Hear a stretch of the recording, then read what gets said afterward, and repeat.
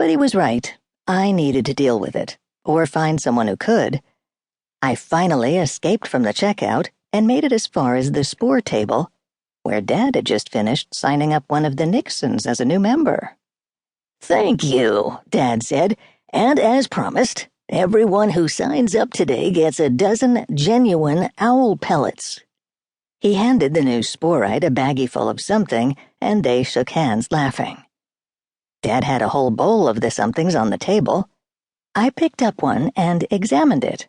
It was lumpy and gray, and vaguely resembled the remarkably unappetizing organic trail mix he was fond of making during his health food kicks. "What is this, Dad?" I asked when his customer had gone. "Some kind of special nutritionally balanced owl kibble? I have to tell you, Michael and I aren't up for cosseting our owls with an expensive special diet. Free-range owls, that's what we want." "Very funny," Dad said. "You don't mean to tell me that I never taught you and Rob about dissecting owl pellets when you were kids?" "Not that I recall," I said. I glanced at the pellet uneasily and dropped it back in the bowl. "Why is that so interesting?" "Because you can tell exactly what an owl's been eating from the pellets," Dad exclaimed. "Oh," I said, wiping my hand on my jeans. "Pellets are droppings." "Not precisely," Dad said. "Owls regurgitate rather than excrete them, but the principle's the same. See, here's an example of a pellet that contained the entire skeleton of a vole."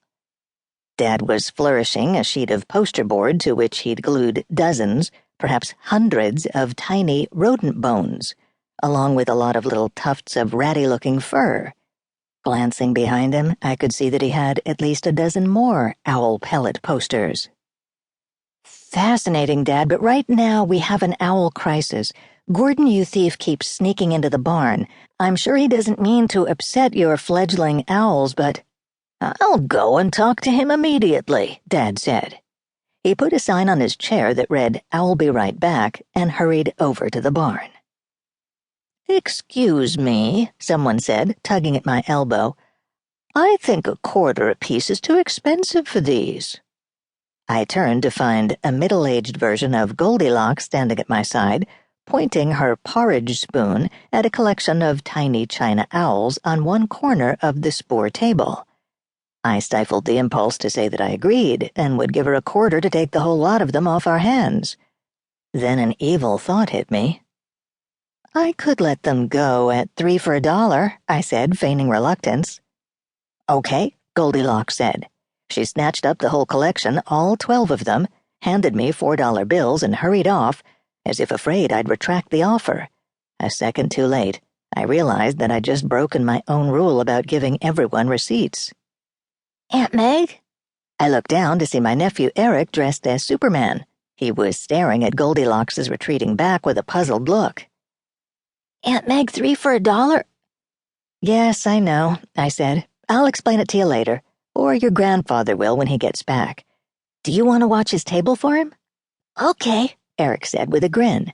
Then he stood behind the counter, puffed out his chest so the S showed to better advantage, and assumed a serious, responsible expression. On my way back to the checkout counter, I ran into my cousin Basil. Or possibly Basil's identical twin Cyril. No one in the family could tell them apart, and I'd given up trying after I figured out that no matter what you called one of them, he'd claim to be the other twin anyway.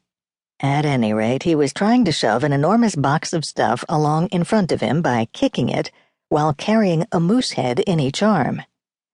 "Let me help you with that," I said. "Thanks," he said, as I divested him of the moose heads.